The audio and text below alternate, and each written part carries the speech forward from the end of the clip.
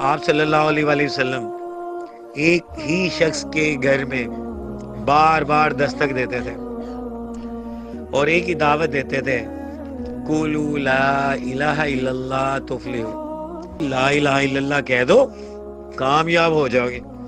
بھئی کامیابی چاہے دنیا کی ہے آخرت کی ہے، اس میں کامیاب ہونا ہے تو بھئی لا الہ الا اللہ کہہ دو۔ اصل کامیابی تو بھئی آخرت کی ہے۔ آپ صلی اللہ علیہ وآلہ وسلم بار بار جاتے تھے اور دستک دیتے تھے، ان سے کہتے تھے کلمہ پڑھ لو بھئی، حق پہ آ جاؤ بھئی، اللہ کو مانو، حق اللہ ہے اور حق اللہ کا رسول ہے جسے اللہ نے بھیجا ہے، مانو۔ اور وہ جو لوگ تھے ان کے بارے میں آپ پڑھیں کہ ان کا وہ کیا رد عمل ہوا کرتا تھا، اور وہ اتنے بدتمیزی کیا کرتے تھے ہمارے نبی صلی اللہ علیہ وآلہ وسلم کے ساتھ، لیکن پھر آپ صلی اللہ علیہ وآلہ وسلم جاتے تھے۔ کیوں؟ حکم تھا فذکر، بھئی تذکرہ کرو۔ بار بار کیوں جاتے تھے؟